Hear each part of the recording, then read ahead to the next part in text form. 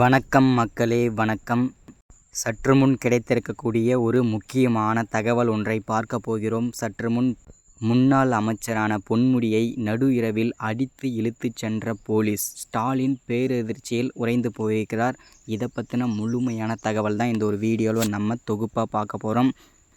அதற்கு முன்பு நமது சேனலுக்கு நீங்கள் புதிய பார்வையாளராக இருப்பதற்கு வாய்ப்புகள் நிறையவே இருக்கிறது. ஸோ முடிஞ்ச அளவுக்கு மறக்காமல் எல்லாரும் சப்ஸ்கிரைப் பண்ணுங்கள். சப்ஸ்கிரைப் பண்ண உடனேயே பக்கத்திலே ஒரு பெல் பட்டன் வரும். அதை கிளிக் பண்ணி ஆல் ஆப்ஷனில் போட்டு வச்சுக்கோங்க. தொடர்ந்து நம்ம வீடியோ போட்டோம்னா உங்களுக்கு நோட்டிஃபிகேஷன் வரும். அது மட்டும் இல்லாமல் மறக்காமல் வீடியோ பார்க்குற எல்லோரும் லைக் பண்ணுங்கள், ஷேர் பண்ணுங்கள், சப்போர்ட் பண்ணுங்கள். லைக் கொடுங்க எல்லாருக்கும். ஓகே, வாங்க வீடியோக்குள்ளே போகலாம். சற்று முன் கிடைத்த தகவல் என்ன அப்படின்னு பார்த்தீங்கன்னாக்கா, முன்னாள் அமைச்சரான பொன்முடி மற்றும் அவரது மனைவிக்கும் பார்த்திங்கன்னா சென்னை உயர்நீதிமன்றத்தில் ஹைகோர்ட்டில் வந்து பார்த்திங்கன்னா பல்வேறு சொத்து குவிப்பில் கைதாகி 3 ஆண்டுகள் சிறை தண்டனை மற்றும் 50 லட்ச ரூபாயை வந்து அபராத தொகையை வந்து சென்னை உயர்நீதிமன்றம் வந்து தண்டனை வந்து விதிச்சிருந்தாங்க.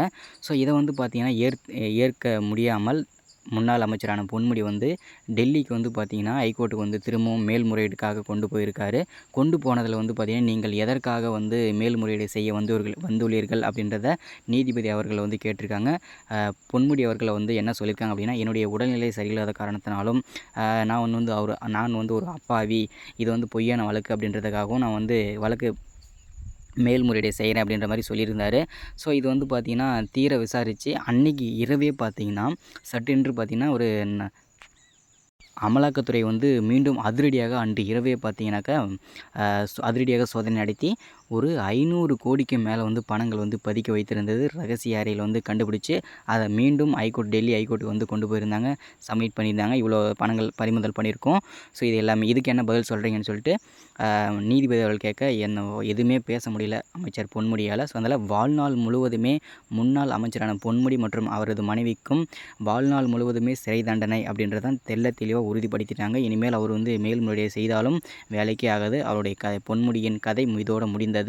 அது மட்டும் இல்லாமல் முதல்வர் ஸ்டாலின் வந்து பேரதிர்ச்சியில் உறைந்து போயிருக்கிறார். என்ன காரணம் அப்படின்னா, திமுகவோட முக்கிய பொறுப்பில் இருக்கும் முக்கிய புள்ளிகள் எல்லாருமே ஒவ்வொருத்தராக ஃபர்ஸ்ட்டில் வந்து செந்தில் பாலாஜி, அடுத்ததாக அமைச்சர் பொன்முடி, அதுக்கப்புறம் ஏவா வேலு, ஜெகத் ரட்சகன், இந்த மாதிரி பார்த்திங்கன்னா முக்கிய பொறுப்பில் இருக்கும் முக்கிய புள்ளிகள் எல்லாருமே ஒவ்வொருத்தராக கைதாகி ஒவ்வொருத்தராக சர்ச்சையில் சிக்கிட்டு வந்துட்டுருக்கும் வரிசையில் இப்போது பொன்முடியுமே கைதாகிட்டார். ஸோ அதனால் திமுகவின் ஆட்சி வந்து பார்த்திங்கன்னா பரிதாப நிலை.